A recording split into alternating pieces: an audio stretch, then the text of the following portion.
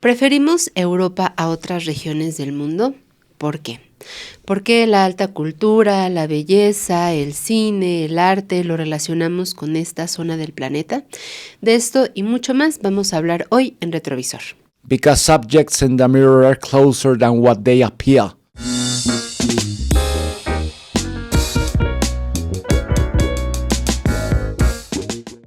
Ahora, Cristian, a ver, ahora que apía. ¿Qué pasó, Cristian? Ya te nos estás... No sé si existe en verbo, cosmopoliteando, aburguesando. Europeizando. Bueno, no, porque de hecho dicen que los británicos dicen que ellos no son Europa. Entonces, ¿qué son? No, claro que son Europa, pero ellos son otra cosa, una isla. Una isla marginal, pero que de hecho hace 10,000 años eran parte de Europa continental, era una península. Pero vino el deshielo tras la última glaciación y se aislaron, igual que Hibernia, o sea, Irlanda. Entonces, hoy hablaremos de Europa, porque es modelo de todo. El role model a seguir desde hace por lo menos 500 años, 450 años, 500 años. Maldición para muchos, además. Y una sumisión que a veces aceptamos y quedamos por sentada. Difícil encontrar cómo están. Mencionaste algunos ahorita, ¿no? Mencionaste la belleza. No, nada más la belleza, o sea, en lo estético, por ejemplo, ¿no? La arquitectura, la pintura, las artes plásticas. Pero también considerar qué ser humano es bello y qué no, de acuerdo a estándares y patrones europeos. La piel blanca, el pelo claro, rubio, ojos claros, por supuesto. Y toda la historia que conocemos ahorita, digamos, la narración de la historia, el discurso de la historia, todo es de acuerdo a la historia de Europa. Todo. O sea, somos nosotros, pues de alguna u otra manera, acabamos aceptando un discurso que nos coloca tal cual en inferioridad, o sea, como vencidos por Europa ante una imposibilidad de orquestar discursos propios, o porque los consideramos marginales, que no van a tener ningún peso, que no van a triunfar en Europa, claro, ni en Occidente. Entiéndase Europa, no nada más Europa continental, sino también, por ejemplo, Estados Unidos. Estados Unidos es, a fin de cuentas, la sucesora directa de Europa, una colonia fundada por ingleses británicos, pero que está compuesta principalmente por población de todo el continente europeo. Y de otros contextos también, pero mayoritariamente europeos. Entonces, ¿cómo puede Latinoamérica redescubrirse, lo mismo que África, el oeste de Asia, el sur de Asia, sin tener que buscar la aprobación o el consenso de los europeos con respecto a nosotros? Creo que es lo que siempre se ha buscado. Narrativas distintas que incluso aunque sean antagónicas a Europa, siempre como referentes toman Europa, el conocimiento aglomerado en Europa, o las clasificaciones, categorías, conceptos, ideologías, corrientes de pensamiento que se han generado en Europa. Puede existir un pensamiento no necesariamente europeo. Si consideramos que la historia humana es la aglomeración de todo tipo de conocimientos, incluyendo los últimos 500 años, debemos de considerar Europa, pero creo que lo importante es considerar Europa como algo más, no el todo, no lo que se aspira a ser. Creo que somos muy diferentes, afortunadamente, a los europeos. Para bien, por supuesto, aunque también muchos dirán para mal. Ahorita le entraremos a cada uno de estos puntos. Pero antes, fíjate que la semana pasada me llamó mucho la atención una reacción que parecía como pasar desapercibida para muchas y muchos en general en esto de las redes sociales, ¿no? Cuando se anuncia que el Congreso de Perú considera persona non grata a la presidenta Claudia Sheinbaum, y en el mismo marco, en los mismos días, ocurre la llegada de Macron acá a México en esta reunión. Y yo vi muchas expresiones en redes que era como, pero lejos de, claro, política, digamos, puntual y criticar, o de hablar sobre las repercusiones o no que podría tener en términos comerciales o económicos con Perú este rompimiento diplomático, frases que dejaban como revelado este menosprecio a Perú contra Europa, independientemente también muy lejanas a una crítica a la propia gestión del presidente francés. estas expresiones como, bueno, pero ¿Perú qué? ¿No? O sea, ¿cómo vas a comparar a Perú con Francia? ¿No? La importancia que tendría, pero ni siquiera profundizando, como digo, en qué términos está este país europeo y Perú, ¿no? Entonces, esto y otras expresiones más, pues creo que nos llevan a esta reflexión. Y quisiera iniciar también con algo con lo que tú terminas hace un momento, sobre la historia. Ya es un tema que nos hemos aproximado sobre la historia universal, pero cuando hablamos de la historia universal parece que a lo que nos estamos refiriendo es a la historia eurocéntrica, ¿no? Viene de un lado, está escrita desde un lugar, con cierto sentido, y afuera de cámaras, antes que estábamos planeando este programa, me decías, bueno, es que en cierto sentido, el propio concepto de historia universal es un concepto europeo, en ese sentido no miente en su propio término, de que es la propia creación de la historia como historia universal es un concepto europeo. ¿Nos puedes explicar esto? Primero, eso de Perú es interesante, ¿no? A ver, lo que ocurre, tiene dos aristas. Está el asunto actual entre el gobierno de Perú y el gobierno de México, que tiene mucho que ver por el intento de México de darle asilo al presidente derrocado, pues, tal cual, a través de un golpe, Pedro Castillo, y que en ese momento las relaciones se extrañaron, y finalmente lo que ha ocurrido hace unas horas, hace unos días ya, que es justamente se intenta dar al asilo a una funcionaria del gobierno peruano de Pedro Castillo, y ahí el gobierno de Lima decide romper relaciones. Que el gobierno de Lima pues, es un presidente advenedizo que no tiene ninguna representación popular. Pero más allá de esto, volvemos a lo mismo. Sí, se pueden hacer críticas, sí, por supuesto. Es un gobierno golpista, sostenido de alguna u otra manera por Estados Unidos, que recurre a una narrativa pantalla idiotas y, verdaderamente inocente, ignorante y patética, que el narcoestado y todo esto, ¿no? Pero de pronto, desde el contexto mexicano, se empieza como a menospreciar al Perú, en el sentido, desde el racismo al clasismo, hasta, todo la porafobia y demás, ¿no? O sea, considera a Perú inferior porque su economía no es tan vasta como la economía mexicana o etcétera, ¿no? Que de hecho no difiere mucho de la perspectiva de la ultraderecha en contra de los pueblos originarios, por ejemplo, lo que está haciendo desde la perspectiva mexicana. Que a fin de cuentas, creo yo que si hay algún país cuya historia es similar a la mesoamericana, además de México, Honduras, Salvador, Guatemala, por estar en una misma zona cultural, es Perú, tal vez junto a Ecuador y Bolivia, porque a fin de cuentas Latinoamérica es muy parecido a lo que ocurre en Mesoamérica, ¿no? Es una historia, pues obviamente, de grandes civilizaciones centralizadas, siendo las últimas los mexicas en México y los incas en el Perú, Ecuador y Bolivia, y previamente otras culturas que pues, son prácticamente miles y miles de años, ¿no?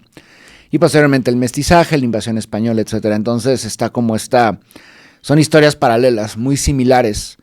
Claro, el caso peruano, la historia, digamos, moderna, es un poco distinta a la de México. La casuística también es distinta porque a fin de cuentas está el imperio, pero nosotros vivimos inmediatamente al sur del imperio. El caso peruano es distinto. Una serie de gobiernos cipayos, también vinculados a Estados Unidos, pero constantemente golpes y todo esto, ¿no? Son historias muy similares. Ahora, con respecto al trato, cuando llega Emmanuel Macron, presidente francés, cuya además su aprobación está por los suelos, de todos los sectores, un personaje que, para quien no lo sepa, salió casi era pasante en la banca multinacional europea, la banca Rothschild, es un empleado de aquella empresa, y además sus vínculos evidentes que todo el mundo los conoce con el sionismo, etcétera, etcétera, ¿no? O sea, lo colocan porque a fin de cuentas es eso, es el representante de la gran banca europea en suelo francés. Francia sigue siendo una potencia, no a la usanza de hace un siglo y medio, pero sigue siendo una potencia de mediana envergadura. Por lo menos en Europa es de las tres grandes economías, junto por supuesto en primer lugar Alemania, Gran Bretaña y sin duda alguna Francia. ¿Cómo se le recibe aquí en México? Que la visita fue de un día prácticamente, horas. Tuvo Claudia Sheinbaum, el típico paseo que le dan por Palacio Nacional, los murales que están en las escalinatas y demás. hubo una reunión con empresarios, bla, bla. En San Ildefonso, creo que en San Ildefonso. Para que no lo sepa, San Ildefonso es el colegio de San Ildefonso es un edificio histórico que se encuentra, de hecho, muy cerca del Palacio Nacional, en Donceles, etcétera. Entonces, bueno, se hizo una recepción con empresarios, además de empresas francesas en México, buscando actividades de inversión, lo de siempre, ¿no? Y después de aquí va justamente creo que fue a Brasil, y luego finalmente a Colombia, a Santa Marta, donde fue la cumbre de la CELAC Unión Europea. Pero el trato que se le dio es, obviamente... A ver, creo que en eso México, creo que a veces no hay distinción. Cuando tú recibes un mandatario, sin importar de dónde sea, se le da un trato excelso. Generalmente a cualquier persona de otro país que viene a México se le da un trato sin parangón. O sea, los hace sentir inmediatamente en su casa. De hecho, hay no una mentalidad como de cual servidumbre, no, pero una mentalidad de servirte, de que te sientas cómodo.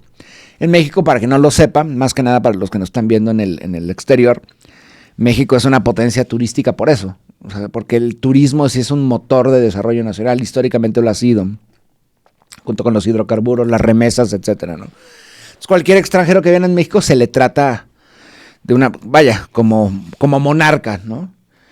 A pesar de que el trato de ciertas personas que llegan a México, y más en estos momentos en que se habla tanto de la gentrificación y demás, a veces deja mucho que desear, por no decir otra cosa, ¿no? Sin caer en la xenofobia. Aunque yo no creo que ir en contra de la gentrificación, ir en contra del turismo estadounidense europeo se puede catalogar como xenofobia. Creo que es otro fenómeno.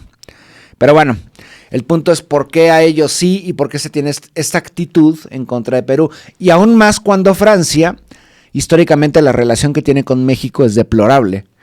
Tienen en el siglo XIX es muy evidente, ¿no? 2 invasiones por parte del gobierno francés, la última con Napoleón III, cuando viene la ocupación de México por parte de Francia, y después cuando colocan el Segundo Imperio con Maximiliano de Habsburgo, que de hecho el gobierno francés, sí, 2 décadas después, si no me equivoco, ofrece una disculpa al gobierno de México después de estos 2 procesos, pero aún así el legado de ahí se encuentra, ¿no?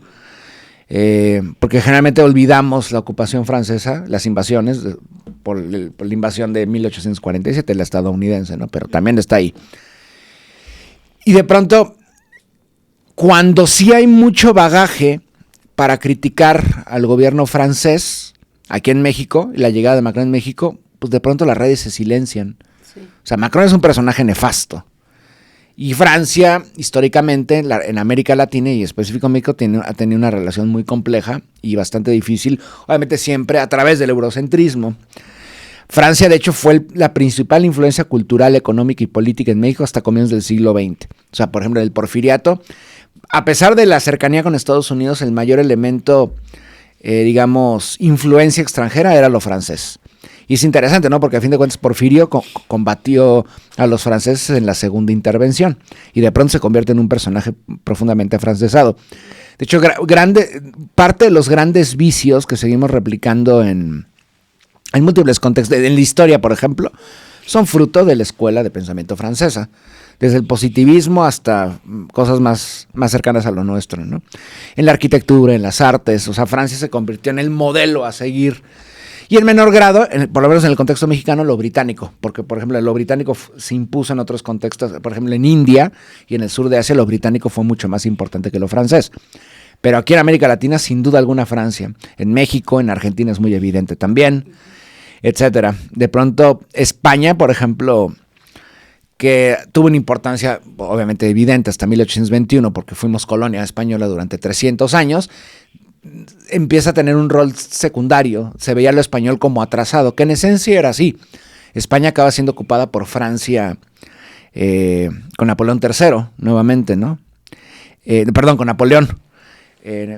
Durante la invasión, cuando viene justamente el inicio del proceso independentista en México, en ese momento Francia ocupa España. Y bueno, pero ¿por qué siempre esta admiración a Europa? En todo. No es la única vez que... A ver, yo hice como una lista ahorita, fuera del aire, más allá de la historia, las ciencias sociales y el sistema político, que es evidente que hay una influencia francesa, europea. ¿Qué más hay? O sea, de lo más sutil, frívolo, hasta lo más importante. Vestimenta, música, lengua, arte, historia, arquitectura, valores, gobierno. Ideas civilizatorias, también la misma idea de progreso es totalmente europea. Que de hecho es interesante lo que hacen en el contexto boliviano, por ejemplo, con el surgimiento del movimiento al socialismo, con Evo Morales, y bueno, mencionar nuevamente la tragedia que se vive en Bolivia en este momento, ¿no? De pronto hay otra idea, el buen vivir, por ejemplo, ¿no? Una idea que no es un progreso lineal, siempre simétrico hacia adelante, en cuanto a producción y todo esto. No, la idea de progreso puede ser totalmente distinta, es una idea plenamente europea. Esos ideales son importación de Europa, o sea, se han importado desde Europa. Una civilización, si lo podemos considerar civilización, que yo guardo mis distancias, no creo que se pueda homogeneizar a Europa como un todo. Guarda demasiado, hay más diferencias que coincidencias con lo europeo. Muchos dirán, pero hablamos la misma lengua, en España, por ejemplo, ¿no? O en Portugal, en el caso brasileiro, o en el Caribe con los franceses, o en Estados Unidos con Inglaterra y Gran Bretaña, ¿no? Estados Unidos es otra cosa, pero yo creo que del río Bravo, Río Grande, hacia el sur, es una realidad muy distinta a lo europeo. O sea, aquí somos algo... sí que difieren mucho, por supuesto, hay un legado europeo, pero es fruto del colonialismo, y se reconoce como ello, fruto del colonialismo. Y tenemos elementos, por ejemplo, la lengua, pues la lengua fue impuesta, no es que se haya deseado, no es que todos los pueblos originarios hayan deseado hablar español, como tampoco en el caso francés, no es que en la Gambia o en Senegal o en Mauritania, etcétera, se desea hablar francés, se impuso la lengua como lengua vehicular también entre distintos pueblos oprimidos. Y bueno, puedo seguir en otros casos, ¿no? El mismo idioma neerlandés o el caso ruso, por ejemplo, en Asia Central, a comienzos del siglo XX. Son imposiciones, el punto es cómo quitarnos esas imposiciones, cómo dejar atrás esta idea de que el role model, un mismo anglicismo, ¿no? También, bueno, ya no es francés, ahora estoy pasando en inglés. El ideal de civilización se encuentra en Europa. Cuando Europa está en ruinas, lo digo en este momento, no me refiero a la Segunda Guerra Mundial, que era evidente que estaba en ruinas. Culturalmente, como civilización, Europa no da más, desde hace mucho tiempo. Porque también Europa fue una civilización, entre comillas, si lo queremos considerar civilización, o culturas, que basaron su progreso y desarrollo, su ideal de progreso y desarrollo, su expansión, en la rapiña de otras culturas. Entonces, ya cuando la cultura dominante o la civilización dominante, aunque es de eurodescendiente como es Estados Unidos, ya no le permite crecer más a Europa. Europa no es nada sin sus imperios coloniales, es el punto. Ahora, ¿qué hacer? ¿Cómo tener una narrativa propia? De alguna otra manera sí voy a usar un concepto que no sé si sea el adecuado en otros terrenos, pero creo que aquí es importante para engrandecernos como cultura, para aderezarnos como cultura en México y en América Latina y en el sur global. ¿Qué necesitamos hacer para desprendernos de ese elemento que es lo europeo y nuestra idea de que Europa es lo mejor que hay cuando no es así? Y mucho menos Estados Unidos, ¿no? Pero estamos hablando de Europa porque sigue siendo esta idea de, ejemplo, cuando la gente que tiene dinero, que tiene recursos económicos y puede viajar. Generalmente cuando eres adolescente o joven te mandan a Europa, a conocer Europa, ¿no? Pues ¿por qué no te mandan justamente, ¿no? A conocer Andinoamérica, a Perú? O sea, voy a visitar Quito, La Paz, Cusco, Lima. Pero bueno, entonces ¿por qué París, Brujas, Ámsterdam, Roma, Barcelona, Madrid? ¿Por qué? ¿Qué tiene eso que no tenga nuestro sur inmediato, no? Bueno, también no sé, ¿por qué en el contexto Salvador, Tegucigalpa? ¿Por qué no visitar esas ciudades? ¿Por qué Europa? Cuando aquí hay mucho, demasiado tal vez. Ese es el punto, descifrar por qué. Exacto. Y por eso uno de los puntos que tal vez alguien podría responder casi de manera inmediata, sin tal vez analizarlo mucho, sería ¿por qué es la cuna civilizatoria o parte de la historia? Si no conoces Europa, no te estás perdiendo. Que eso lo podemos desmantelar ahorita y lo vamos a hacer. Eso es lo que me gustaría. Porque, o sea, justo, creo que antes de desprendernos tendríamos que desenmarañar cómo se construyó esa historia de superioridad, de que es preferible. Y es que es muy intuitivo, pues, ¿no? O sea, por eso comenzamos justo con lo de Perú, porque la mayoría de las personas, a ver, hay que hacer como este ejercicio también ustedes que nos están viendo, es mucho más común pensar como, bueno, si va a ser un viaje internacional, es que se va a Europa, se va a Latinoamérica, a Centroamérica, a Sudamérica, ¿no? O Asia, por ejemplo, sí, que también o África. de pronto, o África. ¿Cómo fue que esto se encumbró? ¿Cómo fue que también, porque ya nos has explicado tú también en otros retrovisores, finalmente la riqueza, no solo material, ¿no? La cuestión también arquitectónica, estas estructuras y esta, digamos, parte material fue de saqueo hacia el sur global, o sea, está hecha también un poco así, también por la fuerza de trabajo que fue esclavizada o explotada. Ahí tienes también el gótico atrás, por cierto. Ajá. Y también, y bueno, pero bueno. Ahora ya no. Ya no. Ya se me fue la idea. Híjole, ya te interrumpí.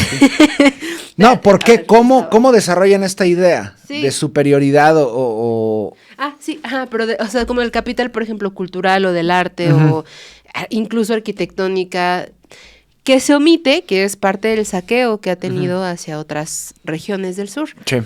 O sea, ¿cómo se ha conformado esta historia, pues? A ver, hay antes, no es la primera vez que esto ocurre. Ahí, por ejemplo, vemos, eso es Florencia, si no me equivoco. Ay, no lo sé. Ahí todavía Europa era muy provincial, era un contexto no marginal, porque la península itálica de toda Europa era probablemente lo que mejor comunicado con el Mediterráneo estaba. O sea, a pesar de que Italia era católica y había un supremacismo, había vínculos con el mundo islámico, por ejemplo, ¿no? No así el contexto francés o el contexto inglés, ya ni hablo de Escandinavia, por ejemplo, ¿no? Donde realmente, bueno, ahorita vamos a eso. No es la primera vez que esto ocurre, obviamente. Vamos a remontarnos hace 5,000 años, nada más. Vamos al contexto mesopotámico, al actual Irak. ¿Qué ocurre en Irak? Hay una revolución urbana y en la agricultura también. De pronto desarrollan un sistema de escritura, que es la escritura cuneiforme. Cuando escriben aquellos pobladores, los sumerios no hablaban una lengua semítica, o sea, no hablaban una lengua aislada, no se ha encontrado un pariente ni vivo ni muerto de los sumerios. Muchos dicen que puede haber sido una lengua que se habla desde el Paleolítico y se perdió, otros dicen que hay como varias apuestas, teorías, ¿no? De que pueden ser parte de tales lenguas que todavía existen, otras que desaparecieron, en fin. Bueno, los sumerios desarrollan la escritura, probablemente el primer sistema de escritura que haya existido. Hay algunos que dicen que no, que se han encontrado algunos elementos en el Neolítico que demuestran que ya había escritura, pero bueno, con los sumerios se desarrolla el método cuneiforme. Fue tal el impacto de la escritura cuneiforme que se trasladó a otros contextos. Por ejemplo, en Siria había otras culturas ya semíticas, en una ciudad que se llamaba Mari y otra que se llamaba Ugarit. Ahí de pronto aparece la escritura cuneiforme, pero ya no escriben obviamente en sumerio. Ahora escriben en sus lenguas, pero en el mismo sistema de escritura.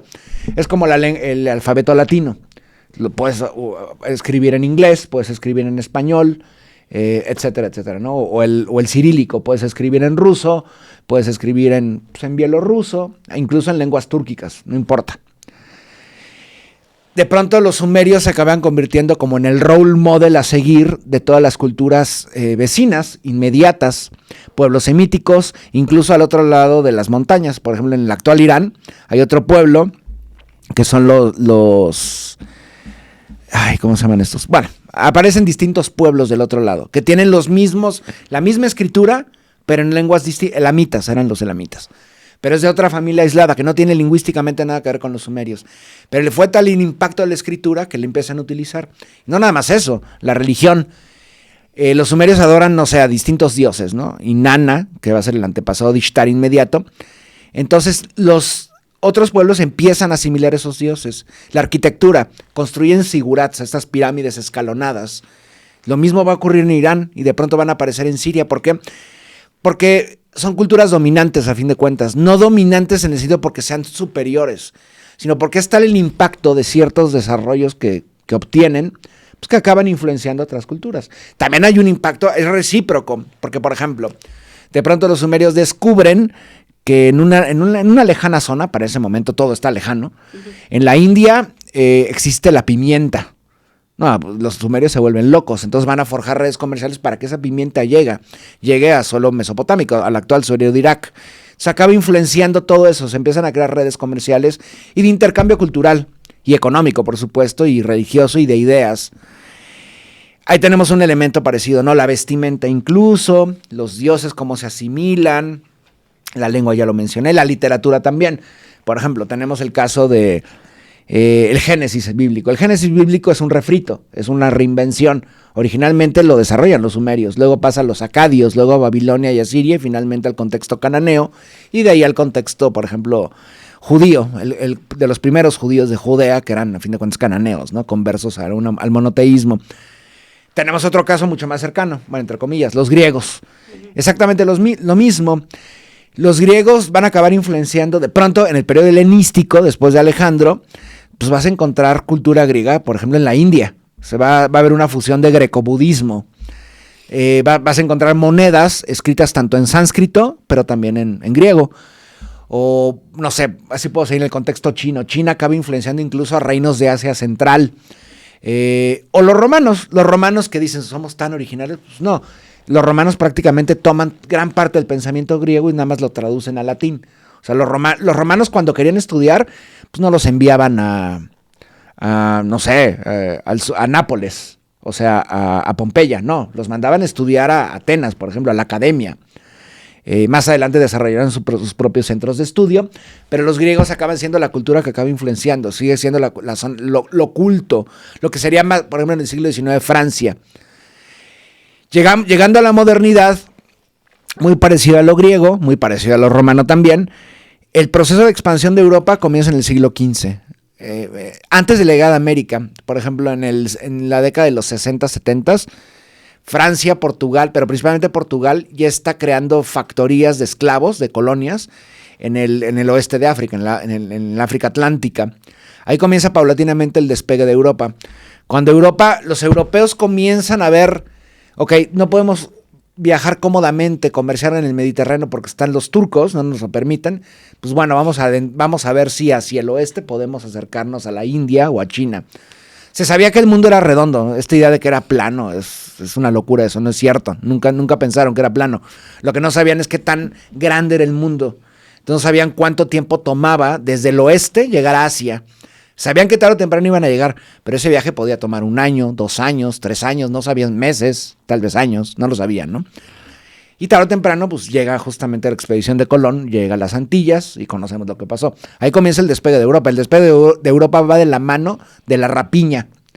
Y en el momento en que viene el sometimiento de pueblos a destrucción de identidades y de culturas en América, primero con españoles, luego con portugueses, luego con franceses, con ingleses, neerlandeses, ahí comienza el milagro europeo. El sueño de Europa comienza, ¿por qué? Pues por el extractivismo, la capacidad de amasar materias primas y luego a la postre con los ingleses y franceses el capital, el gran capital. Y de pronto no es que pienses que Europa es la civilización superior, es que te lo van a imponer que es la civilización superior. ¿Por qué? De acuerdo a la lógica de Europa, porque simple y llanamente ustedes hablan español, ya no hablan náhuatl, ni purépecha, ni ninguna lengua de los pueblos originarios. Lo mismo ocurre al otro lado del Atlántico, en el Sahel, por ejemplo, ¿no? Ustedes ya no hablan lenguas hausa, ni los saharianas, ahora hablan, o por lo menos las hablan en su casa, pero públicamente tienen que hablar francés para comunicarse. Y así puedo seguir los ejemplos, ¿no? En Asia Central hablan lenguas túrquicas, sí, pero tienen que hablar ruso también porque es la lengua de los quienes los acaban de conquistar, el imperio zarista ruso. Inglés, neerlandés, japonés, por ejemplo, en Corea, en China, en el sur de Asia. Porque acaba esa idea de que son superiores, la imponen, la superioridad la imponen a punta de cañones, con bayonetas, con armas. No es que venga una aceptación de facto de que, sí son superiores, ¿no? Lo reconocemos porque son blancos, rubios, altos y producen y tienen a Mozart o a Beethoven. No, es porque imponen esa idea. Y es prácticamente en todo. La vestimenta. ¿Por qué no vestimos túnicas a la usanza islámica? Porque ya no vestimos, por ejemplo, con lo que llamarían taparrabos, entre comillas, ¿no?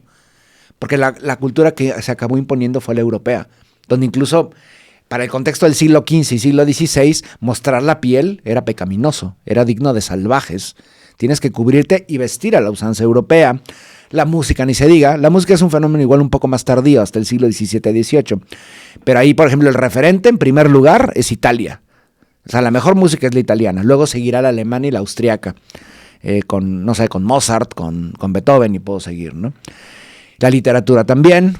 ¿Por qué no leer a lo nuestro? Lo poco que se producía, pero lo nuestro. Y prefieren leer, no sé, a Cervantes, porque está en nuestra lengua, pero también a Dostoyevsky o a Chekhov, no lo sé. O sea, ¿por qué siempre Europa? Siempre no. Es una tendencia realmente en cuestiones históricas, en la larga duración. Europa es una civilización que despegó hace 500 años, poco tiempo realmente para la larga duración, y cuyo desenlace comienza a mediados del siglo XX. O sea, fueron un dominio de 450 años que se está viniendo abajo. Europa continúa en su faceta colonial. Estados Unidos es la extensión atlántica de Europa. Que, vaya, creo que existe, a diferencia de Europa, con respecto a Estados Unidos, está la idea de que, sí, no es que sea una cultura superior, es la cultura de las armas que nos impuso estos ideales y nos invadió además, ¿no? Porque a pesar de que los consideran más poderosos, no creo que los consideren más sofisticados, no lo sé. O sea, no creo que hay mucha diferencia hasta eso entre París o Bolonia o Salamanca, o Cambridge, o Oxford, con Las Vegas, por ejemplo, ¿no? O sea, creo hay una es como el euro. Sí. Mucha gente no le va a gustar lo que voy a decir, pero ese concepto de vulgar, lo vulgar, eso es Estados Unidos, siempre lo ha sido. Estados Unidos recibió la masa de fanáticos y miserables que Europa no podía contener, y esos acabaron fundando un Estado nacional que es Estados Unidos. Pero si Europa era el salvajismo, la violencia, conquistando, con motivos, entre comillas, civilizatorios, Estados Unidos es la excrescencia de eso. Uh-huh. Estados Unidos es lo más, esa es la rabia, ves, que tienes, ¿no? Es la abyección, o sea, te está conquistando una abyección que ha creado un culto, porque, por ejemplo, lo mencionamos fuera del aire, está el positivismo. O sea, Francia impuso el positivismo con Comte y demás en las ciencias sociales, en las disciplinas, ciencias exactas, naturales. ¿Qué impuso Estados Unidos? No necesariamente el método científico, no necesariamente el pensamiento moderno, no, impuso la vulgarización de absolutamente todo. Y es lo que mucha gente admira. O sea, creo que también es por clases. Mucha gente, por ejemplo, dirá, la gran burguesía en México, pues admira Europa, ¿no? Viaja en Europa constantemente. La nueva burguesía, pequeño burguesía o aspiracional, admira Estados Unidos. Ellos no van a París. Vamos de compras a McAllen. Vamos de vacaciones a Disneylandia o a Las Vegas. O sea, no sé si en 200 años Estados Unidos se vuelva más sofisticado. Pero por lo menos esa sofisticación la siguen encontrando en Europa. Pero son dos caras de la misma moneda. Porque es la Europa extendida, la Europa ampliada. Uh-huh. A fin de cuentas seguimos admirando Europa. No así hacia el sur, que tienen, obviamente por cuestiones geográficas, territoriales, infinitamente más que ofrecer. Ajá. Oye, hace ratito dijiste sobre la superioridad impuesta. Pero en esta imposición también está la idea del humanismo. Ah, claro. De una manera como muy extraña, en esta imposición, que por imposición es violenta, ¿no? Y colonizadora. Sin embargo, además de eso, es como una visión civilizatoria, humanista, de progreso. ¿Cómo se logra hacer esto, pues? Primero, hay como ciertos niveles de humanidad. No todos los humanos son iguales. Para Europa. Para Europa. Para mí obviamente sí lo son, ¿no? Bueno, los gringos no. Es el debate. ¿Son humanos realmente? No, ¿qué es eso llamado gringo? Bueno, ese es otro debate que... Bueno, está el concepto de humanismo se desarrolla en el, ¿cómo le llaman? Entre el 300, 400. Entre el 400. Además esos conceptos, ¿no? El 400. Oh, con mi vaso de coñacas. Oh, vamos a hablar del 400. Hoy hablaremos del 400, amable público. En el siglo XV y en el siglo XVI. Es interesante porque el humanismo va acompañado de otros elementos. Esta idea de renacimiento. Que Europa renace de las cenizas. Sí. ¿Pero por qué? ¿Qué pasó antes? Europa era Europa. Aunque también interesante, no había conciencia de europeo, de lo que era ser europeo antes del siglo XVIII, esa es la pregunta. No necesariamente, era distinto. La idea era que la cristiandad, somos parte de la cristiandad. El concepto de occidente es posterior, es muy reciente, de hecho, es del siglo XVIII. Bueno, ¿de qué despertaba Europa? pues de la pesadilla gótica, o sea, lo que el concepto de Edad Media, que el concepto de Edad Media, ajá, y todo esto, ¿no? Pero de hecho, si ustedes entran en una catedral, pues lo menos que es eso, a ver, si es lúgubre, no necesariamente oscura ni atrasada, son maravillas arquitectónicas también, donde también buscan, pues sí, Europa está en una zona septentrional del mundo, no reciben mucha luz en muchos meses, pero se construyen vitrales, o sea, es realmente, creo que un desarrollo coherente de acuerdo a la lógica después del mundo clásico, por ejemplo, ¿no? Y de la Alta Edad Media y la Antigüedad Tardía, pues viene la Baja Edad Media, el desarrollo del gótico. ¿Pero de qué despiertan? De acuerdo a esta lógica europea, de la nebulosa realidad que impuso el cristianismo. Pero a fin de cuentas el cristianismo fue determinando esto. O sea, a ver, no puedes como... En el siglo XV, ya con el Renacimiento, sigue existiendo cristianismo, catolicismo. O sea, sí, eso sí, no desaparece. Y desde la iglesia en muchos casos se impulsó el Renacimiento también. Bueno, este concepto de Renacimiento, si van a la Capilla Sixtina en Roma, pues ahí está materializado el humanismo. Simplemente el famoso mural de Miguel Ángel, ¿no? Cuando Dios está creando el mundo y están los famosos dedos. Creo que metí la imagen, de hecho, ahorita la vamos a ver. A ver si la vemos. Entonces... ¿De qué despierta? Del gótico, del gótico germánico, ¿no? Además, esta idea de la oscuridad, del lastre, y de pronto la luz, el regreso a los clásicos, el redescubrimiento de Roma, de Grecia, el pensamiento protocientífico se desarrolla. Y eso se extiende hasta el 18, hasta el siglo de las luces, nuevamente luces, en que salen personajes, bueno, ya los conocemos todos, ¿no? Pero de pronto... Ese iluminismo que dicen que se debe en Europa ahora se convierte en el faro del mundo. Pero tienes ese faro, esa luz no es para todos. Y también ni siquiera en la misma Europa, ¿cuánta gente en Europa sabía leer y escribir? O sea, el desarrollo de la alfabetización comienza hasta finales del siglo XVIII, en todo el mundo, incluyendo en Europa. Y tiene que ver, lo hablamos hace poco además, tiene que ver con la revolución industrial, la necesidad de tener un proletario medianamente ilustrado para mover las máquinas, por ejemplo, ¿no? Entonces, de pronto, ¿qué ocurre en otros contextos? Eso es importante, no olvidar de que somos presa. En primer lugar, es hasta mediados del 19, cuando se logran las independencias, por ejemplo, en América, la realidad era a través del cristianismo. Ahora va a ser a través del pensamiento laico, secular, de acuerdo al cientificismo, al pensamiento científico. O sea, se pasó de un dogma a otro dogma. Ajá. Aparte, en un cientificismo de las ciencias naturales a comienzos del siglo XX, que todavía está en debate, ¿los africanos son seres humanos? Y también lo dudaban del contexto latinoamericano. Hasta en el siglo XVI, cuando viene este debate de las casas, Valladolid, son los pueblos, los naturales de América realmente son humanos. O sea, el europeo, el gringo, y se puede ver más con el sionismo, siempre está dudando de que seamos seres humanos. Por eso, vuelvo a lo mismo. Esto que decías de los derechos humanos, de los humanos como tal, hay niveles de humanidad también. No todos los humanos son iguales, ni tienen los mismos derechos. Un sionista tiene infinitamente más derechos por encima de un palestino o un araboparlante. ¿Por qué? Pues porque se los concede Europa, se los concede Estados Unidos. El derecho a exterminar otros pueblos. De hecho, ahí se puede ver el verdadero privilegio a nivel global es ese. Que los sionistas ahora tengan el estatus de una potencia europea o Estados Unidos y poder exterminar a una nación entera. Algo que solo tenían el derecho los europeos. Pero lo dicen los sionistas, los padres del sionismo. Los grandes antisemitas, los grandes judeófobos van a ser nuestros aliados. Y de pronto eso es el sionismo, la vanguardia de Europa en el oeste de Asia, en el Mashrek. Y tienen la necesidad de acabar, para pertenecer a ese club, a ese exclusivo club de exterminio y de desarrollo y de civilización, tienen que exterminar un pueblo. Y ahora lo están haciendo en contra de Palestina, ¿no? Mientras tanto discuten si somos humanos. Los palestinos ya dijeron que no lo son. Son animales humanos, son amalequitas, son el pueblo de la oscuridad. Vaya, ¿qué diferencia hay entre la raza suprema de los nazis con los sionistas? Absolutamente nada. O la civilización elevada como se consideraban los franceses. Lo mismo que los británicos, lo mismo que los estadounidenses, incluso lo mismo que los japoneses. Tiene mucho que ver con el etnocentrismo. El etnocentrismo no es nada nuevo. El etnocentrismo existe desde época de Grecia. Lo van adaptando a su contexto. Los griegos pensaban que todos eran bárbaros. Uh-huh. O sea, era una onomatopeya que se desarrolló y se transformó en que todos son incivilizados. Bárbaros solamente era porque balbuceaban, porque no hablaban griego.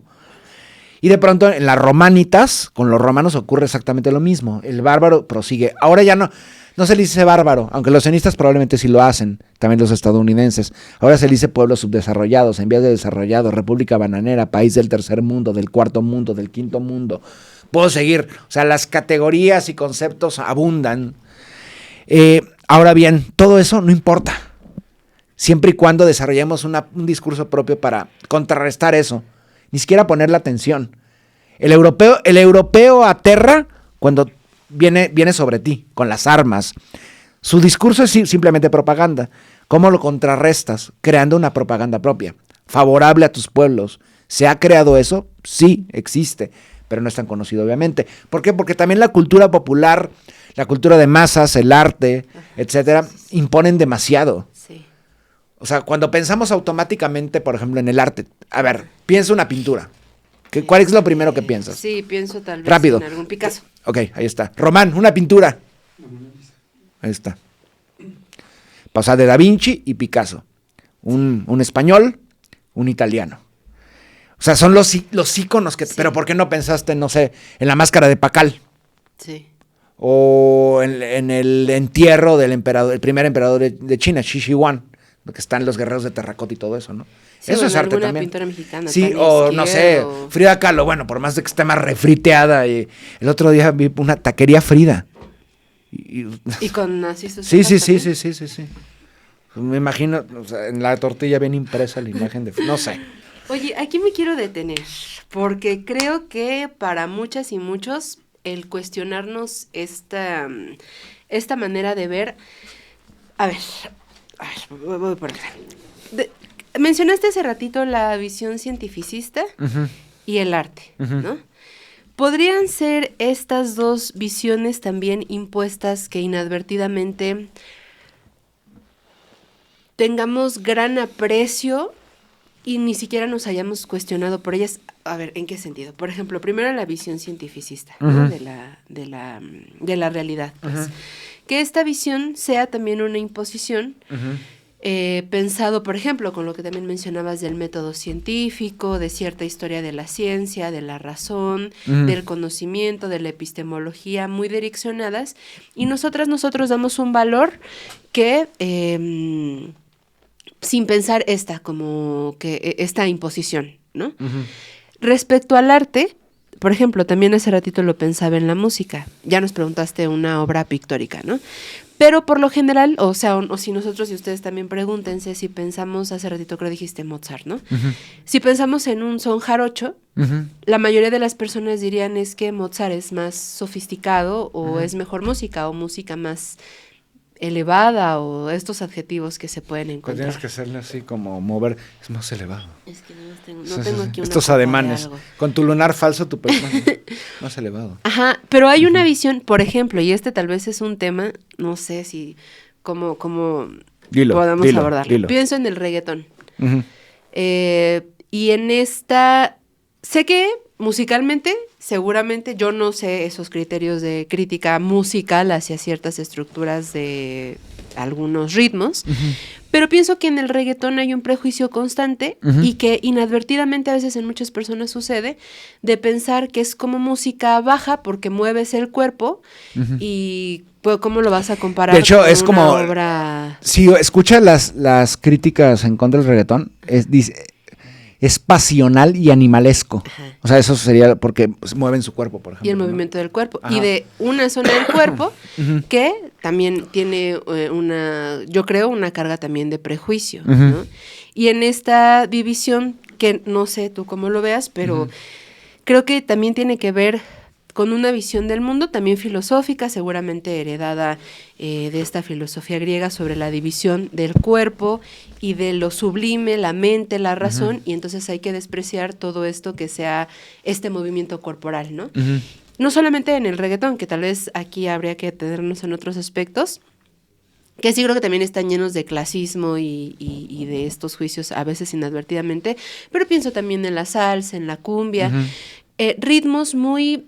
hasta donde sé, también con gran grado de complejidad y se ven como ritmos menores al lado de obras sublimes de la música clásica, de la ópera, de esto, ¿no? ¿Y cuántas de estos prejuicios no podemos tener nosotros que pensamos que preferimos este tipo de productos musicales, pictóricos, artísticos, a otros? O sea, si esta visión cientificista de la vida y esta visión sobre el arte, nuestra propia apreciación sobre cierto arte tendrá que ver también con una imposición europea, eurocentrista. A ver, mencionamos animalesco, como el cuerpo. Que inmediatamente cuando piensas en reggaetón, el reggaetón no estoy muy versado en los géneros musicales. Según yo, comienza en el Caribe, creo que en Puerto Rico y en Panamá, en Centroamérica, en Panamá. Inmediatamente cuando tú piensas en el Caribe, piensas pues, obviamente en playas, turismo. Pero también, digamos, si tu visión es un poquito más sofisticada, más informada, piensas automáticamente en música. Sí. Y eso es en Cuba, por ejemplo, ¿no? El son cubano, el danzón, el mambo. Porque, por ejemplo, el danzón y el mambo nacen en Cuba. O sea, los adoptan en México, pero surgen ahí. O el contexto de la cumbia colombiana, o la salsa venezolana. Bueno, puedo seguir, ¿no? Porque la salsa se disputa dónde fue su punto de origen, ¿no? Pero más allá de esto, siempre lo pintan como algo tropical, como algo más salvaje. Y esto, de hecho, esos prejuicios, esos tabúes y demás, pueden rastrearse hasta el siglo XV. Inmediatamente cuando llegan los europeos, descubren que aquí también se hacía música. Y ahí... Bueno, en cualquier cosa, ¿no? Gastronomía, por ejemplo. En el contexto mexica era muy evidente. Pero ¿por qué es tan inferioridad frente a los otros? ¿Qué cambia, por ejemplo, con Mozart? O Beethoven, o Chopin. No sé, Stravinsky, o Chopin. Con Mahler. Cualquier creador musical, compositor europeo. Muchos dirán, la instrumentación. Y ahora en Europa se pueden leer las partituras. Pero eso no significa nada. Estamos hablando del sonido y lo que representa el sonido. ¿Qué tiene estos personajes que no tengan en nuestro contexto, por ejemplo, ¿no? Actualmente? Bueno, en primer lugar, tienen todo un sistema de pensamiento que es el eurocentrismo. El eurocentrismo lo toca todo. O sea, desde lo geopolítico, el militarismo, el imperialismo, el capitalismo, por supuesto, enmarcado en el capital, pero también en la cultura popular. De hecho, así es como se logra la aceptación de los súbditos del eurocentrismo del pensamiento. En la academia, por ejemplo. En el esnovismo. Esa actitud de decir, la salsa es inferior. Las orquestas de salsa son músicos que bien pueden tocar en filarmónica, no hay ningún problema. Pero también la salsa, al igual que el jazz, creo yo, en el contexto angloparlante, afrodescendiente angloparlante, creo que te permite mucho más experimentación. Y es mucho. A mí se me hace más sofisticada la salsa o el jazz que la música barroca, por ejemplo. Digo, son increíbles los dos, pero hay que reconocer también lo importante que puede ser desde nuestra óptica, lo nuestro, a fin de cuentas, ¿no? Igual en el contexto africano, por ejemplo, las percusiones en África, músicos, no sé, Fela Kuti, por decir, hay muchos, ¿no? Pero es que todo lo vemos como europeo, sin ser europeo, porque Europa nos ha impuesto esa visión. A pesar de que no somos europeos, que no nacimos en un contexto europeo, vamos a seguir desarrollando esta idea de que solo el europeo que Europa es el juez, pero también parte de la medición de cualquier cosa, de la clasificación de cualquier cosa, qué nivel de calidad tiene cualquier cosa. ¿Cómo podemos contrarrestar eso? No lo vamos a hacer. O sea, jamás vamos a poder acabar con el discurso europeo, pero podemos generar nuestro propio discurso, que ellos tengan su propio discurso psicótico, que sea para ellos mismos, nada más. Nosotros tenemos que desarrollar una forma distinta en primera, hacer historia, bueno, en este caso porque es mi disciplina, pero también otras, desde la música, por ejemplo. ¿Tú crees que a los salseros les importa lo que opinen el crítico de arte de Berlín o de Düsseldorf? Pues por supuesto que no. No creo que a los salseros, pero sí a las personas que escuchan salsas o cumbias.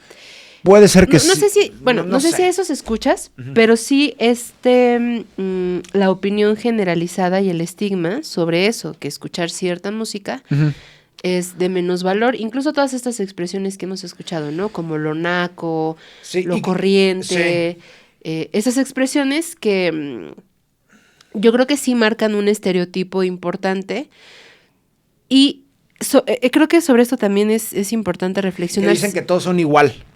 Eso es interesante. Sobre el reggaetón creo que es Sí. donde más dicen que es... Pero, son por ejemplo, igual. ¿tú has escuchado el glam, ¿cómo le llaman? El metal de los 80s, el hair metal, con grupos que eran idénticos uno con otro? La cabellera rubia, esponjada. ¿Qué diferencia hay con eso con el reggaetón? Absolutamente nada. Es idéntico. Nos van a... ¿Qué? Pero pues sí. O luego, por ejemplo, Eso dicen sí, porque tanto el reggaetón Sí. como la música ochentera, en el contexto gringo, por ejemplo, el metal, o en el contexto británico, el synth pop, son exactamente iguales. 3 acordes, todo para... Son productos también. Sí. La gente pide eso, toma, hasta el hastío vas a tener eso. Sí. Pero hay música, seguramente, yo no conozco el reggaetón, pero seguramente es reggaetón de calidad, no lo puedo Claro negar. que lo hay, claro que lo hay. Y seguramente también entre todo el metal basura que salía de Los Ángeles y de Skid Row en los 80s, había buen metal seguramente. O sea, no tiene nada que ver con el género. Es tratar de menospreciar a otra partida de otro Sí. género. O sea, y recuerdo este personaje que era asqueroso, ¿cómo se llama? Que salía en chiquilladas. Alex No me tocó. Sintek. Por ejemplo. Que dijo que era Exacto, ese música tipo de argumentos. changos, algo así del reggaetón.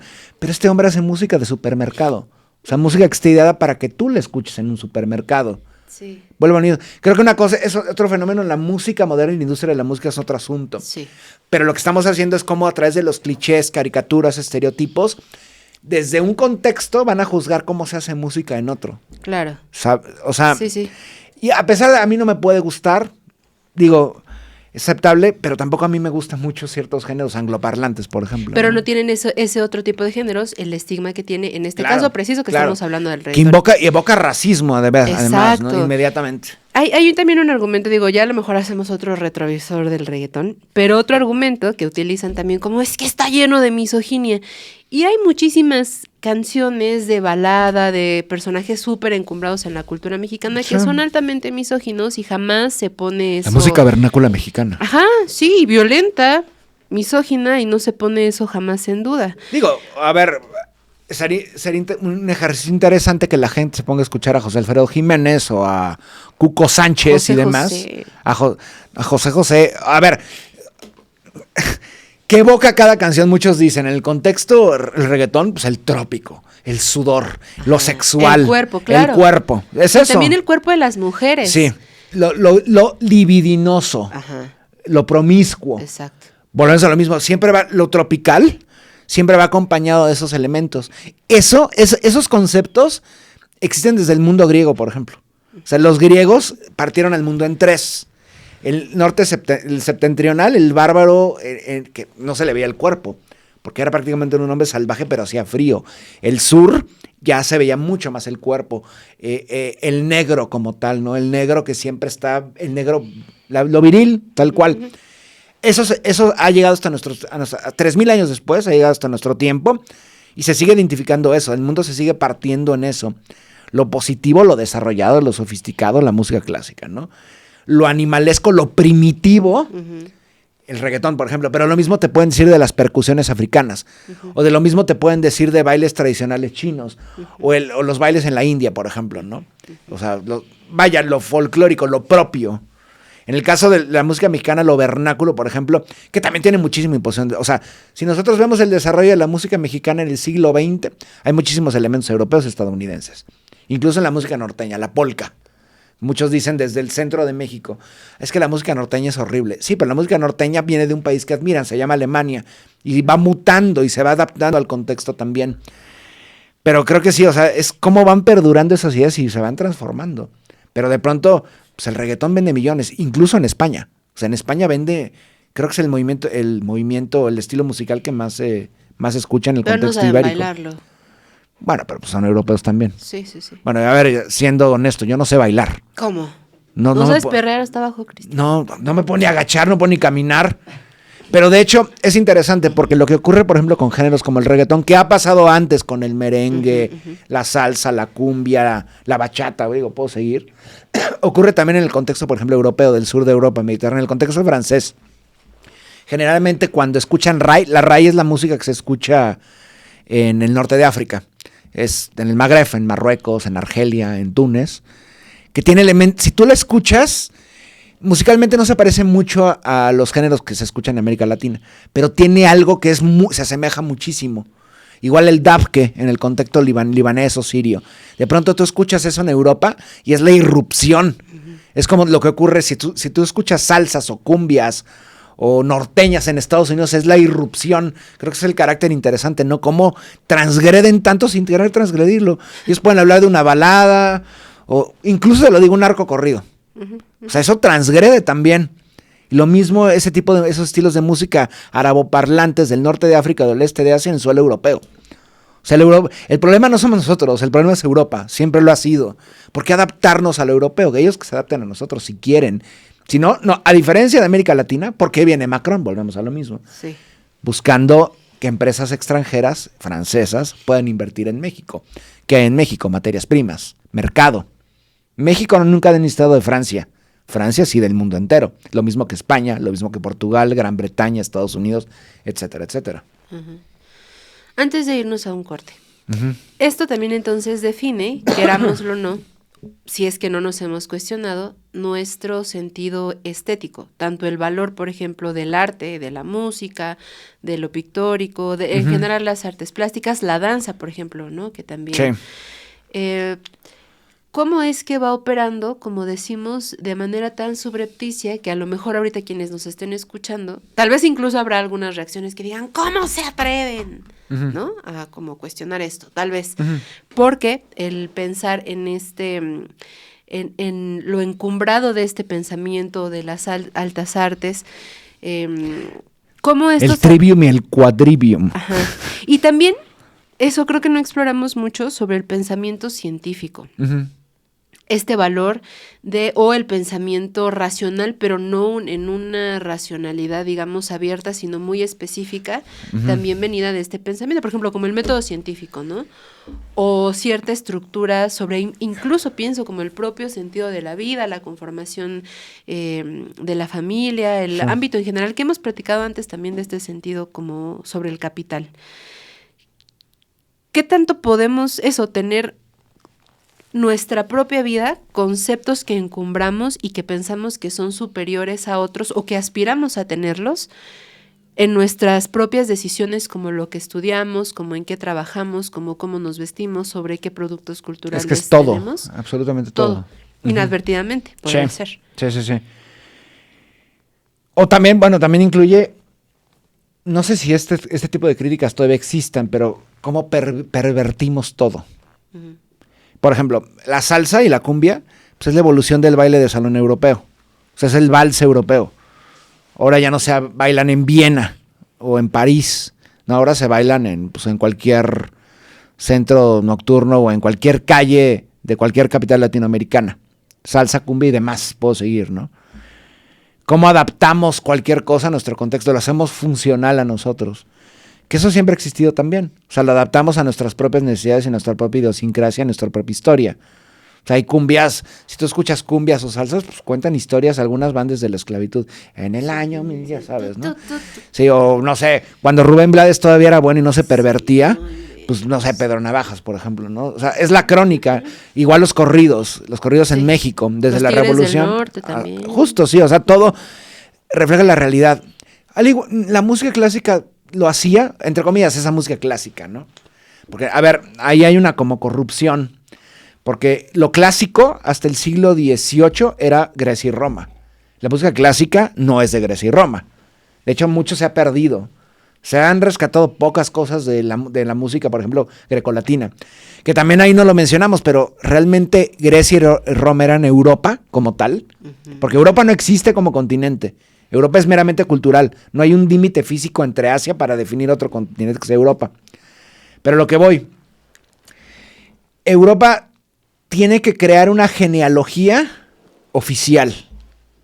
Esta genealogía ya la hemos mencionado, es Grecia, Roma, ascenso del cristianismo, periodo gótico, Edad Media, Renacimiento, siglo de las luces, modernidad, revolución industrial, siglo XX. Esa es la historia del mundo, la historia universal, que es el universo. Es interesante, a ver, esto sí va a ser súper vulgar, pero a ver.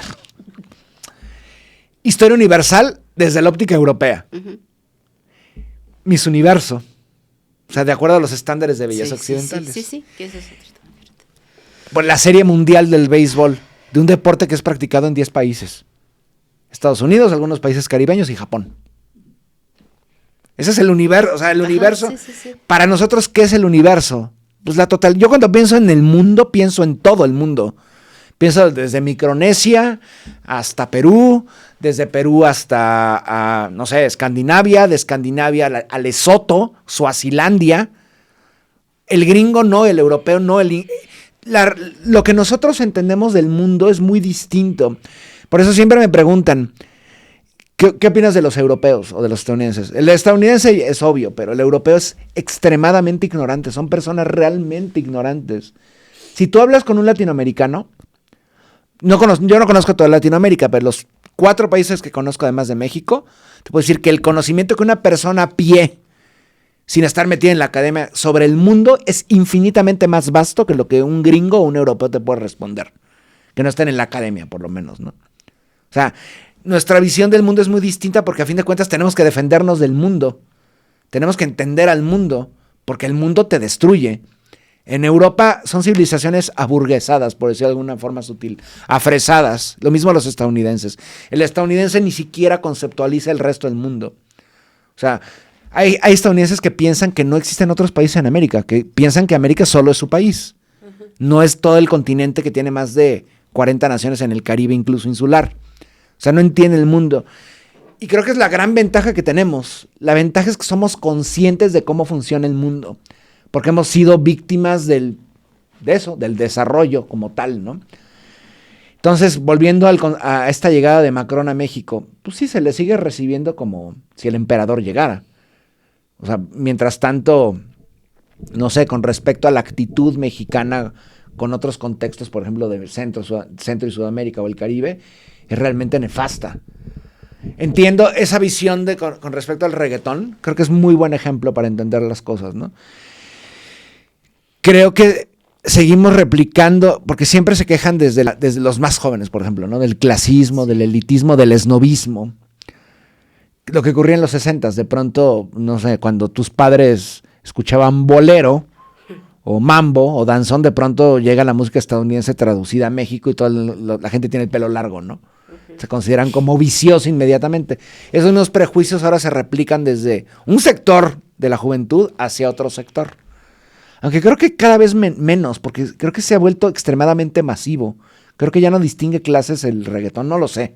No estoy tan versado en ese género, pero ya es prácticamente todo lo toca, todo el tiempo. Yo pensé que se iba a esfumar muy rápidamente, que era una tendencia, pero no, pues ahí sigue. Y creo que ya evolucionó en otros géneros y pues, lo que siempre ocurre a fin de cuentas, ¿no? Pues sí, supongo que también figuras, no sé, como Bad Bunny, que también tienen un sostén capital. No, claro. ¿No? Y que alejan claro. precisamente de esos, del propio origen quizá, y que va encumbrando seguramente como el propio capital. Pero yo creo que sí el prejuicio, a pesar de que sea masivo, pero el prejuicio a cierto... Mientras venda va a seguir ahí. O sea, igual que en los 80s, vuelvo a poner el ejemplo del rock metal de pelo largo rubio. Mientras se siga vendiendo, eso va a estar ahí y va a ser impuesto por la industria de la música. O sea, creo que esos conceptos que la música ahora es una industria, no era un arte, no, es una industria. ¿Es arte o es industria? ¿O son las dos cosas? ¿Se puede? Entonces... Pero a ver, volviendo a lo mismo. Bueno, ahorita que suspiras y dices, Dios mío, la misma religión, ¿no? La misma imposición de la religión. O sea, decir que todos somos guadalupanos y católicos en México, aunque no somos practicantes. Somos guadalupanos culturales. Yo no lo soy. No creo que tenga nada de malo, pero yo no lo soy. Pero son esos clichés, estereotipos que se va forjando en torno a un país Y por ejemplo, ahí también te lo preguntaría, no sé si es llevarlo demasiado lejos. Llevémoslo. Pero también en otros credos, no sé si la palabra correcta sea credo. ¿Religioso? Ajá, por ejemplo, Ajá. no sé, como la Santa Muerte, Valverde. Claro. Este tipo de cultos. Ajá. Y también, a pesar de que creo que hay un número importante de población que se puede identificar como con estos cultos, también pues hay como ciertos prejuicios, creo que, o sea, relacionados con la pobreza, ¿no? Y esto con lo que hablamos hace ratito de la porofobia, que el prejuicio no es del concepto en sí mismo, como regresando a lo de Perú, no es por lo criticable que sí hay ahora con el Congreso de Perú, sino por de dónde viene y estos términos que más bien implican la aporofobia, racismo, clasismo en ciertas expresiones, a pesar de que convivamos en el mismo espacio. Por ejemplo, en el caso de Perú, ¿no? Pues nosotros probablemente estemos mucho más cercanos, ya nos lo explicaste tú al principio, al pueblo peruano que a los franceses, ¿no? Sí, lo estamos. Y de pronto los chistes que se hacen es como que, ay, pero, ¿no? Estamos más cercanos a eso y es como una expresión, creo, que también impuesta en todo esto que nos has explicado con un autodesprecio por lo que somos y lo que estamos más cercanos y pensar siempre en este imperativo de tener que aspirar a un viaje a Europa, a cánones estéticos que ahorita que regresemos del corte. 15 capitales europeas en 23 minutos. Eso promocionaban las agencias de viajes, ¿no? Que, bueno, no 23 minutos. O sea, en 10 días, 20 capitales europeas. Así cosas así. ¿Cómo recorres Europa? 20 capitales en 10 días.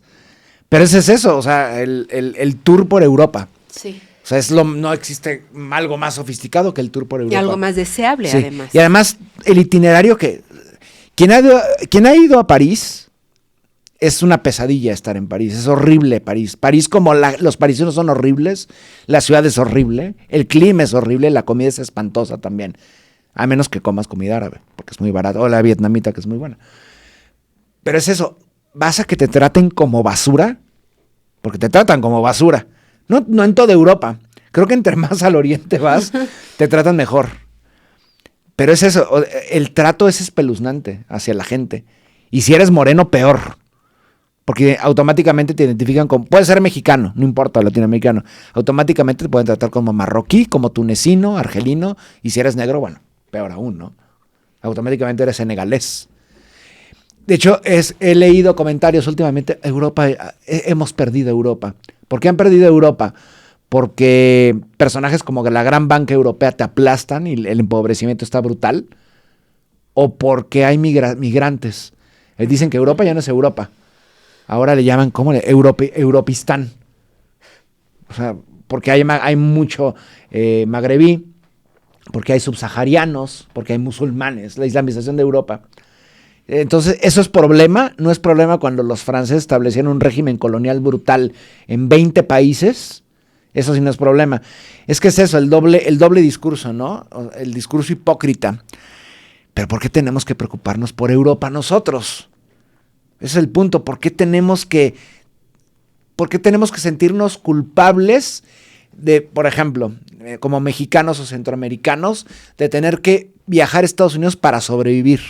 Y más como mexicanos, sí. Cuando estamos viajando, los migrantes, por ejemplo, que entran ilegalmente, están viajando a territorio robado. Sí. ¿Por qué tenemos que sentirnos culpables por el estadounidense que criminaliza o el europeo que criminaliza? Y además que son ellos los causantes de las desigualdades que obligan a otras regiones a migrar, ¿no? Y a nivel planetario. Es como esto, por ejemplo, la cuota climática, ¿no? Que en todo el mundo la humanidad es responsable del cambio climático. No, la humanidad no es responsable del cambio climático. Es a través de la revolución industrial dentro del capitalismo, dentro del imperialismo, y hay actores muy, muy bien ubicados de quiénes son. Los países europeos, Estados Unidos y Japón, ni siquiera China, ni siquiera la Unión Soviética, que ya no existe. Esos países que hacen... Nigeria ya, por ejemplo, en el caso nigeriano, Nigeria ya no puede... tiene que buscar métodos alternativos energéticos, ya no carbón ni hidrocarburos. Mientras tanto en Europa sí pueden. Entonces, es eso. O sea, ¿por qué tenemos que adecuarnos ¿por qué nos importa? Porque estamos haciendo este programa sobre esto. Pero ya vendrán otros sobre... no, ya vendrán, no. Tenemos que hacer la antítesis. De África también. Sí, otra visión también, ¿no? Pensamientos más... epistemologías distintas al método científico. O la ciencia se pudo haber producido más allá de Europa previamente, porque en China ocurrió. Y en el mundo islámico se desarrolló un método protocientífico también. O sea, no todo el mundo es Europa. Ojalá lo entendieran los europeos. Que el europeo y el gringo viviera como una persona más, como cualquier otra, en otro contexto. Pero no lo van a hacer. Bueno, esperemos que eso ocurra pronto. Vamos ahora hacia un corte. Y regresamos, porque todavía hay más temas. Ya volvemos.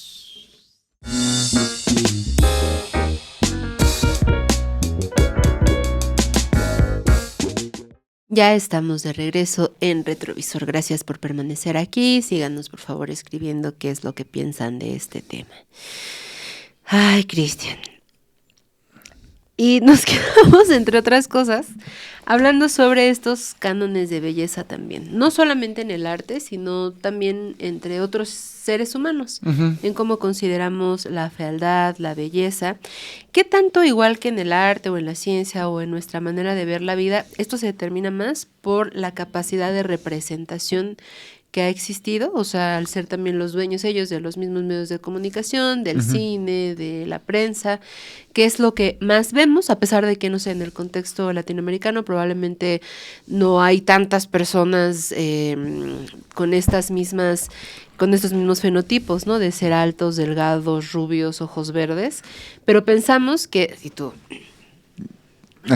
eres minoría. A ver, yo no soy alto, no soy delgado. No eres alto ni delgado. Ojo verde pero sí. Tienes ojos verdes y medio rubio. Pero también en Michoacán hay mucho ojo verde. Ah, bueno, sí. Hay árabes con árabe, ojo verde. O sea, la mayoría de las y los mexicanos no somos. No, sí. Pero más allá de esto, es que lo que se considera bello son estos cánones de belleza. Sí. Y esta es precisamente la pregunta. O sea, si esto es porque realmente es bello o nuestro criterio estético incluso está condicionado por esa representatividad que es la que se nos ha dado, igual, por ejemplo, como la historia o la ciencia o el arte, es porque es lo que conocemos, y que tanto eso también ha modificado nuestra manera de relacionarnos o de percibir en general incluso a nosotras y nosotros mismos.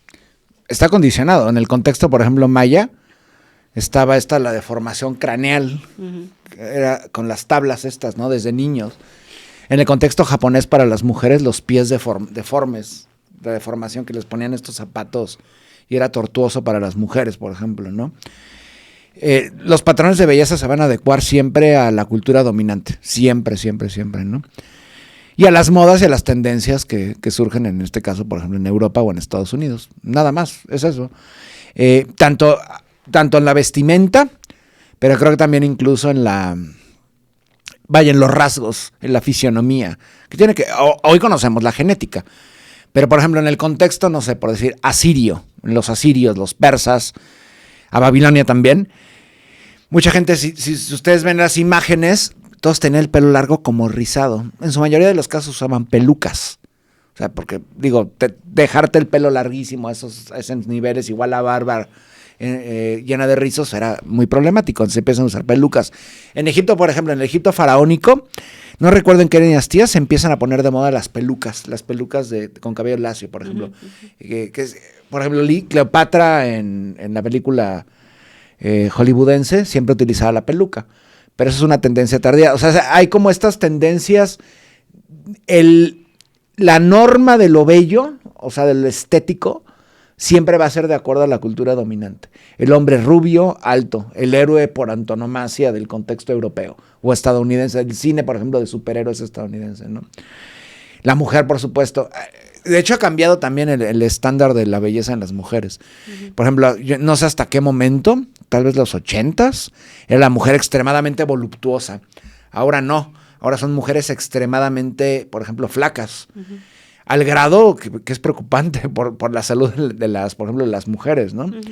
Que creo que tiene mucho que ver también para que el hombre se vea mucho más masivo en comparación con la mujer, más pequeña, o sea, más delgada, más débil, pero que luego ni siquiera ya parecen seres humanos, parecen como extraterrestres, algo así. O sea, a niveles, lo que te impone la moda además, ¿no? Pero bueno, creo que eso es otro asunto, aunque está vinculado. Y de pronto viene el racismo, viene el supremacismo, las mujeres afrodescendientes, ¿no? Las mujeres de los pueblos originarios de América Latina, del contexto, no sé, de Oceanía, que también son los pueblos aborígenes australianos. ¿Quién decide qué es bello y quién es feo? Los europeos, porque es nuevamente la cultura dominante, al igual que los griegos hace 2000 años o los babilonios hace 2500, 2600 años, ¿no?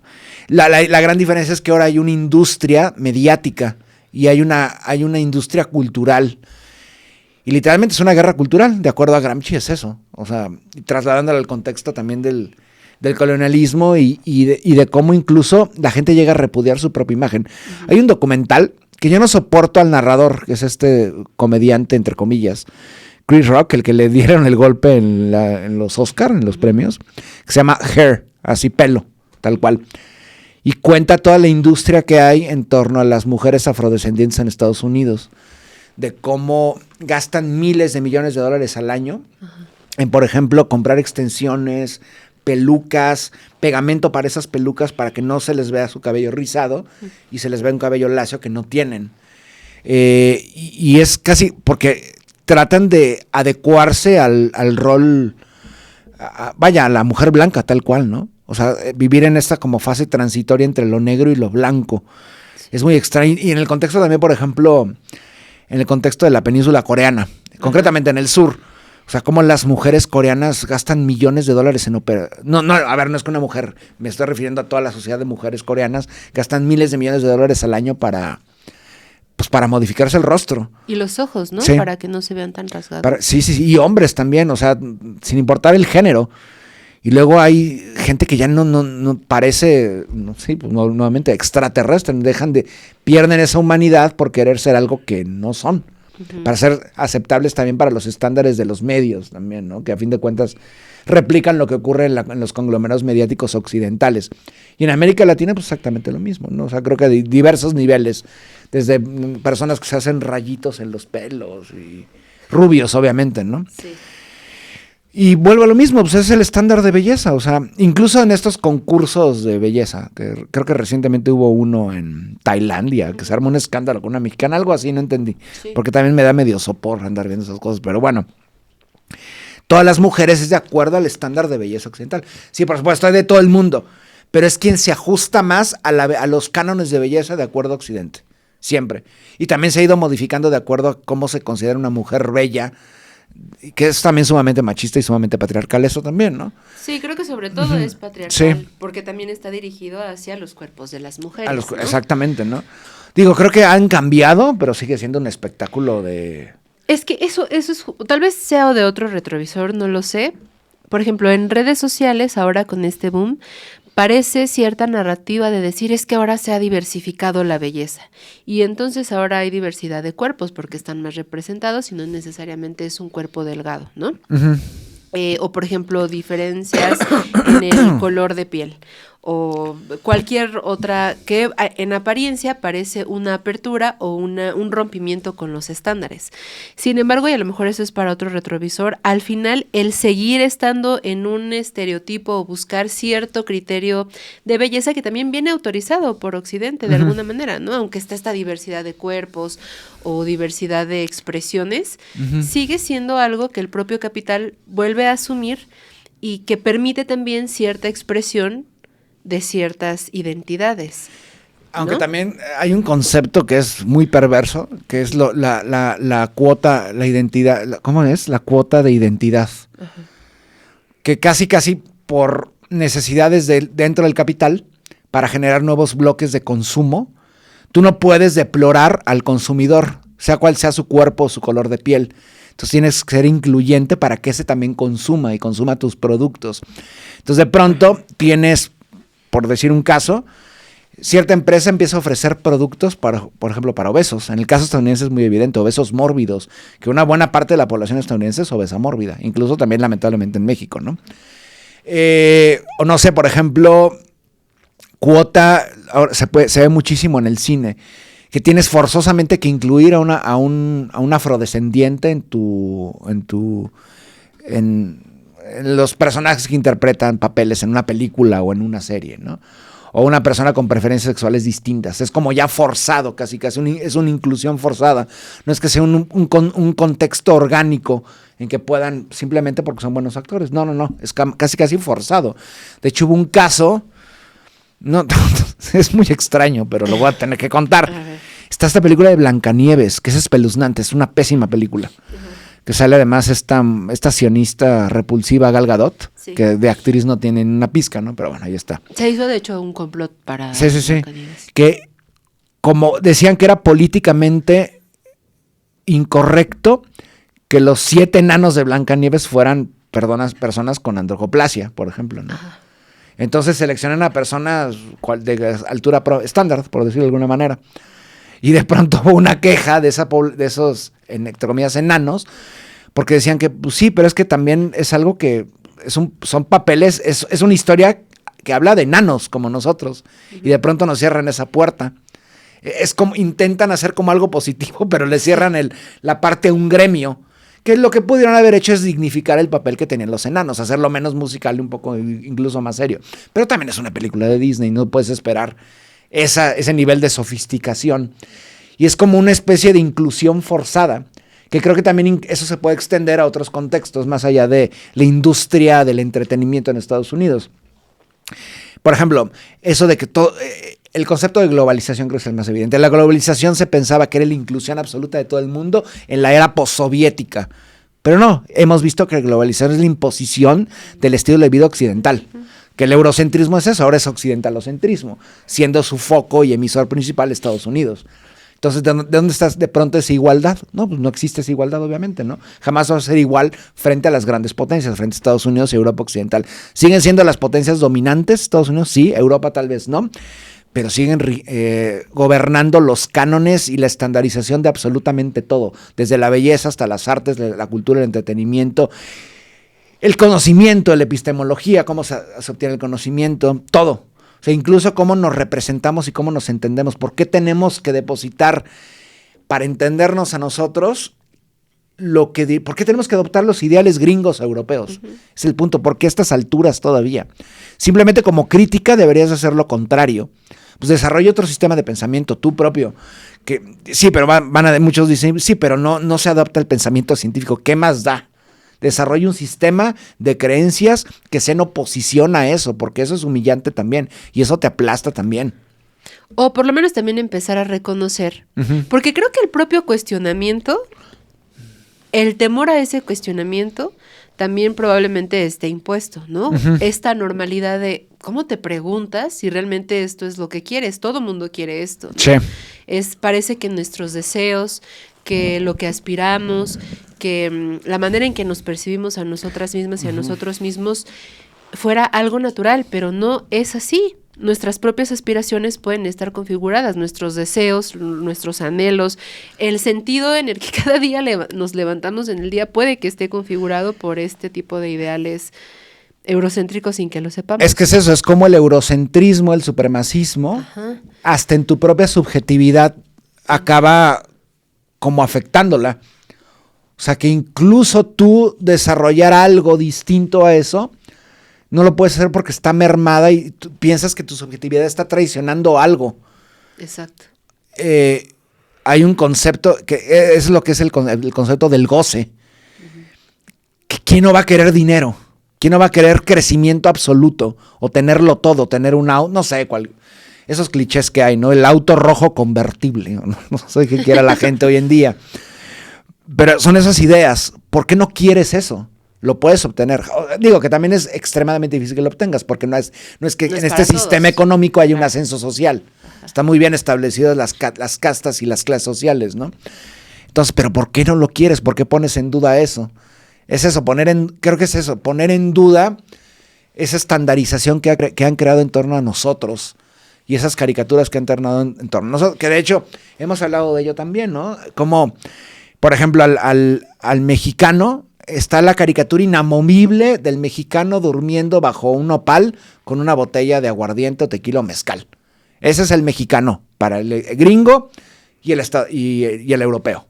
Al igual que hay otras categorías para el chino, para el africano, y siempre son peyorativas, obviamente. ¿Por qué siempre son peyorativas?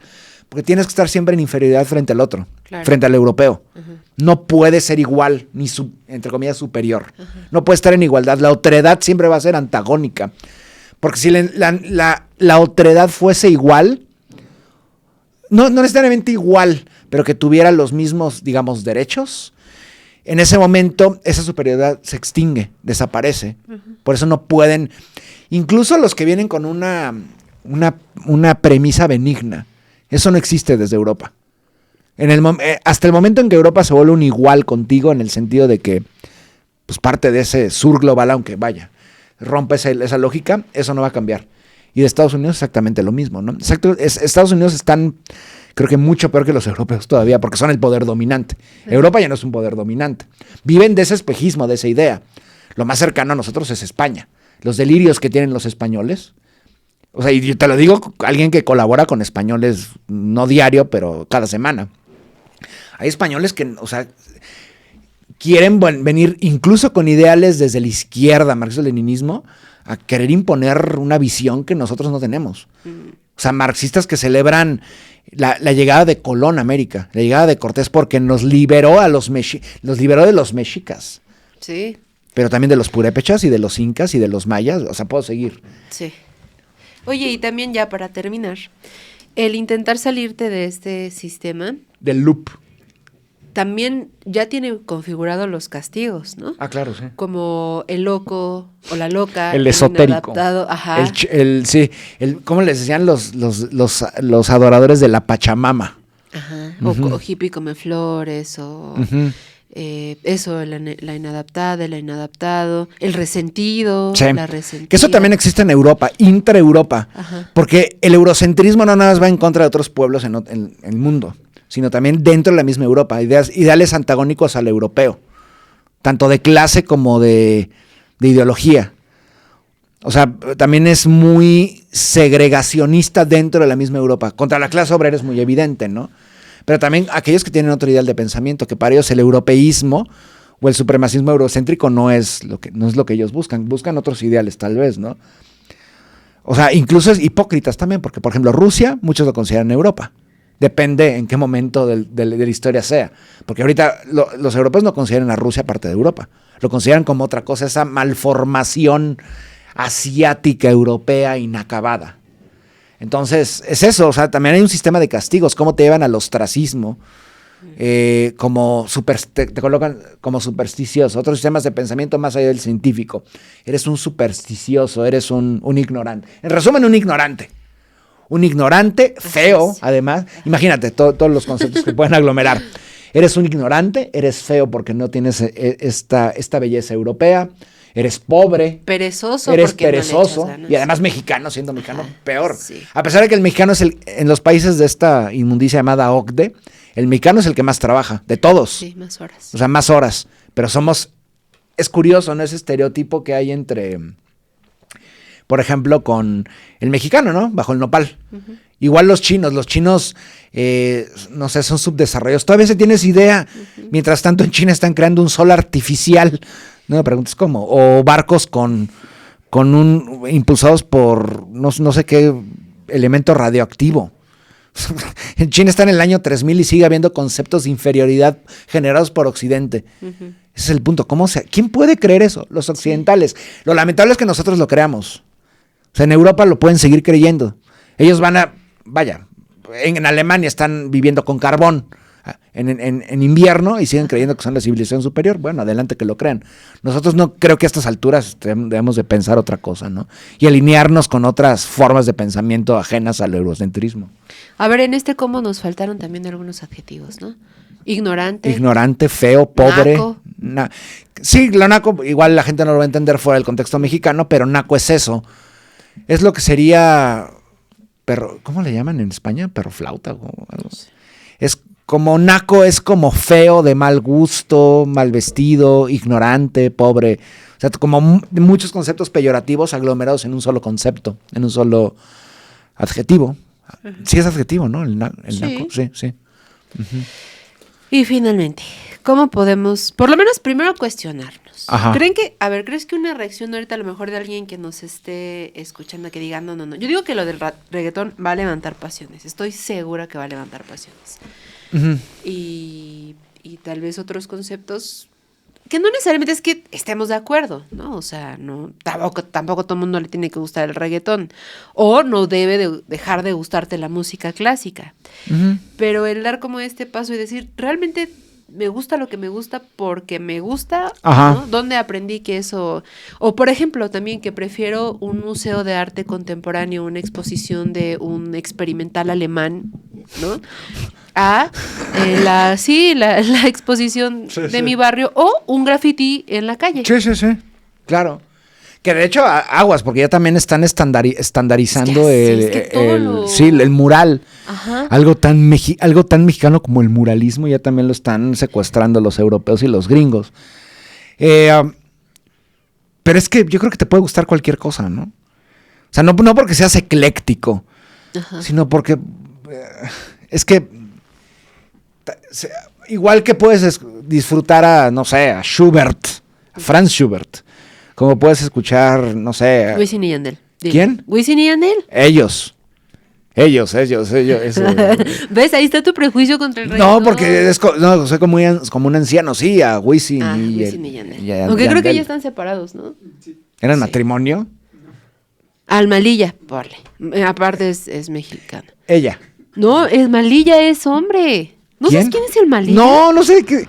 Eso ya. Yo pensé que decías reprobado. Almalilla. El Malilla es de Chalco, ¿no? Valle de Chalco. A ver, Valle de Chalco o Chalco Solidaridad. ¿Cuál de los Valle dos? de Chalco. ¿Cómo puede ser que el Malilla sí no te creo que no conozcas? No, es que entendí. No lo conozco. Bueno. No, va pero ser a ver, tarea si, para no nada más, conocer. no es porque me pregunten si conozco a alguien de reggaetón o alguien de ¿qué género es este? ¿Reggaetón también? Sí. O mexicano. reggaetón de aquí, local. No conozco realmente géneros, ya no tengo tiempo de escuchar música. O sea, yo escucho música noventera. Y cosas muy extrañas que nadie más escucha, pero que a mí me gustan y yo también Sí, hago es tu música. gusto. Entonces, ¿En serio? ¿No sabías? No. Claro. Ay, ¿en serio? Sí. ¿Qué tipo de música? Pues tengo por lo menos, si junto todas las piezas que he hecho, yo creo que saco unos 10 discos. Pues, enséñales acá, ¿o qué? Podríamos poner la próxima semana. O sea, tus seguidores de Exosapiens saben eso. Sí, muchos sí, me han escuchado. Cuando generalmente comenzaba el contenido de Exosapiens, ese canal que ya está lleno de telarañas y huele a naftalina, ahí comenzaba con algo mío. Pues aquí tráelo, Cristian. Pues sí, lo voy a traer. Porque también, ya les adelantamos porque lo pedían. ¿Qué? Pues que estuvieras más... Sí, pues ya estoy, a ver. Y sin mí. Carolina, tú ya quítate, Cristian. No, pero, sé qué. tú O sea, dices estaremos lo- en Retrovisor, pero Cristian estará también en otras cosas aquí. En un nuevo Ya lo espacio. fue. ¿Qué? ¿Se estrena mañana? No sé. Pero algo, o sea, No en sé. estos días, pues. No sé. Eso es cuando nadie te vea que lees. No sé. No, Bueno, ahorita es que que te yo están no viendo tengo el 5,000 control personas. de- No, a ver, los horarios, eso es importante. A ver. Lunes Ajá. y jueves Ajá. estaré Sí, porque acompañándote también, en la noticiera. Una sección pequeña. Una sección pequeña. Para los temas coyunturales, Ajá, justo. un análisis internacional de los temas coyunturales que salgan a lo largo de la semana, como por ahí de las 11:30, 12, dependiendo también más o menos Sí. el tiempo, pero ahí estén al pendientes. Pero solito, porque le digo, Carolina, que no sé qué, y pónganle a otro, pues ya, pero va a estar solo Cristian. No, en la La noticiera noticia no, contigo. pero vas a tener también un espacio Y vamos a aparte tú. tener próximamente un espacio, igual próximamente, pero mi cara así, como en 25 minutos, no. Próximamente vamos a hablar de un espacio interesante donde yo solamente voy a estar y bueno, voy a estar con todos ustedes el equipo, pero... No digas eso, porque van a decir, no, solo Cristian. Bueno, solo va a estar yo, Cristian, va a solo estar yo, solo Cristian Ader. Bueno, y aquí, obviamente, seguramente Con Román seguramente. Y pues nada más. Entonces, lunes y jueves yo estaré contigo en la noticiera. Y Retrovisor continúa los lunes a las 8 de la noche. Sí. Y acá vamos a intentar reformular también para tocar temas como más atemporales. Y ustedes también recomiéndenos. De verdad, no echamos en saco roto. Tenemos ahí varios temas pendientes. Y entre semana en la noticiera, en este pequeño... Que también, por cierto, subimos las entrevistas aparte. Si no se quieren echar toda la noticiera, la sección de Cristian está aparte y la sacamos a No, pero échense toda la noticiera. ¿Verdad que Tienen que estar por supuesto que sí. Pues es lo que yo digo. Y nos traes tu música. ¿Cómo que no sabíamos eso? Yo no sabía. Sí, no saben que fue mi cumpleaños. No A ver, sabían. explícales por qué. Porque llega un punto el fin de semana en que no quiero hacer nada. Entonces nada más me quedo así. ¿Qué hiciste en tu cumpleaños? Procrastinar y estar sentado en una única posición. Si te hubiéramos invitado a un perreo en tu cumpleaños, ¿hubiera sido? ¿Cómo reconceptualizan las cosas? Por ejemplo, el perreo en el siglo XV-XVI llegaba Colón con perros hambrientos y se los echaba a los pueblos originarios taínos para que los destrozaran. Ahora un perreo es una fiesta, es una celebración en la que los cuerpos de los jóvenes se rozan y tocan. De los jóvenes. De los jóvenes. Y las jóvenes. Y les jóvenes. Pero así ha cambiado. O sea, imagínate, el vals viene eso así. O sea, pero, a ver, eso sí me quedé con la duda. Porque eso evolucionó. Se fusiona. El vals, por ejemplo, de Europa, se fusiona con los bailes afrantillanos. Y se genera la cumbia, se genera la salsa. Se generan otros géneros del Caribe y en Centroamérica y en Sudamérica. Es un mestizaje también. A fin de cuentas, no hay nada original. Bueno, probablemente sí en el Paleolítico. Pero que se obedece, ¿no?, también a cierto contexto, ¿no? Por ejemplo... ¿Cómo? Ahí no quiero dar un dato incorrecto. Pero, por ejemplo, creo que hay un baile que después... se transforma en Lindy Hop, que es como, ay, que no sé si decir si es no es rock and roll, sino Lindy Hop. ¿Indie Hop? ¿Qué es eso? Lindy. ¿Qué es Lindy Hop? Es como, bueno, ustedes seguramente saben, o no. Bueno, deberían de ponerme ahorita en edición, Román, me voy a meter un signo de interrogación así. ¿El qué? Es que no, el rock and roll seguramente fue después. El rock and roll surge en los 50s. No, pero el indie... Ajá, bueno. Lindy Hop. Década 1930. Pero es que seguramente, es que no sé cuál sea como la... Yo no estoy muy versado, pero todos los géneros importantes en el contexto gringo, todos, rock and roll, swing, jazz, blues, gospel antes, house, techno, todos vienen del contexto afrodescendiente. Pero sus maneras precisamente de explicarse, por ejemplo, primero en la clandestinidad, a este que hacía referencia, en el baile, por ejemplo, te explican que son pasos de cierta manera también como, incluso como agachados por los propios lugares donde se podía bailar este baile. Sí. Por ejemplo, también alguna vez me contaron sobre las cumbias rebajadas o la manera de este paso del gavilán, que también tiene un significado, de verdad, tiene un significado sobre el origen, pues, de la danza. Y de pronto, como es a eso a lo que me refería en la pregunta, si todo tiene que ver con una modificación y una apropiación, o también hay ciertas cuestiones originales y creativas de estas regiones. La cumbia es colombiana, pero de pronto eso de la cumbia rebajada es puramente mexicano. O sea, se mexicanizó la cumbia, pero no creo que los colombianos estén molestos con ello. O sea, todo lo contrario, creo que ya ves que existe ahora los cholombianos. Los cholombianos. O sea, eso es Latinoamérica a fin de cuentas, ¿no? Eso no lo tiene Europa. Bueno, tal vez sí lo tenga, pero digo, no lo sé. Pero por lo menos aquí es más tropical, más sudoroso, como dicen. Todos estos conceptos peyorativos. Pues, ¿qué quieren? ¿Que la gente esté con chamarra mientras baila eso? Como tú ahorita. Bueno, es que hace muchísimo frío. Sí, pero es que hubo una onda polar. Bueno, pues, Cristian, mira, ahora sí terminamos a tiempo. ¿Sí? No, vamos a estrenar, yo creo que ahora sí. Román estará agradecido. O va a decir, pues es lo menos agradecido porque es lo que tiene que hacer. Namaste. Pues es su chamba. ¿Con qué terminamos? La importancia creo yo, de entender lo que somos. O sea, no nada más una identidad homogeneizada. La diversidad de identidades que podemos construir, porque la identidad todo el tiempo se está reconstruyendo, ¿no? Y transformando. No es que sea algo ahí, una reliquia que permanece inmutable, no. Siempre nos estamos transformando también, ¿no? Y entender que no es necesario explicarnos a nosotros mismos a través de Europa o Estados Unidos. Creo que es mucho más sencillo y lo podemos hacer a través de nuestras propias culturas y nuestras propias identidades. Si queremos encontrar algo similar, pues estamos muy cerca, o sea, tenemos simplemente Latinoamérica es muy vasta. Y no nada más Latinoamérica, creo que gracias a la tecnología, gracias a fin de cuentas, creo que el sufrimiento también acerca a los pueblos, pues también conocer África. O O sea, no me refiero a ir a África, si es posible vayan, pero entender que en África, en el oeste de Asia, en el sur de Asia, Oceanía, se viven realidades muy parecidas a la latinoamericana. Uh-huh. Y que si tenemos algo en común, lamentablemente muchos dirán, es la miseria, todos somos jodidos, o estamos oprimidos, o la violencia. Sí, sin duda alguna, pero también algo que nos lleva a reconocernos y a ver en esa otredad algo parecido, pues es la resistencia, eso. Uh-huh. Y lo que nos falta es hilar la resistencia para responderle a Europa en sus mismos términos, desde una narrativa propia, narrativas propias. O sea, que no necesitamos justamente que nos vengan a clasificar, claro, o estandarizar o a caricaturizar. Uh-huh. Pues hagámoslo. Hay que atrevernos a cuestionarnos y pues eso fue un poco también el sentido de este programa, ¿no? Sí. Bueno, pues con esto nos despedimos. Nos vemos entonces más pronto. Verán a Cristian más pronto. Sí. Y a ti también, en unos 18 horas. Bueno, pues ya nos vamos, déjenos en los comentarios que hoy no nos dio tiempo, porque es que tuvimos que terminar hoy a tiempo, perdónenos. Sí, y aparte luego cuando leemos los comentarios se van. Uh-huh. La verdad, dicen, ay no, ya para qué leen. Pero sí les vamos a leer la siguiente. Sí. Hoy sí estamos ya sobre tiempo y queremos ser cumplidos y que hoy se publique puntual Retrovisor, por eso no los leemos hoy.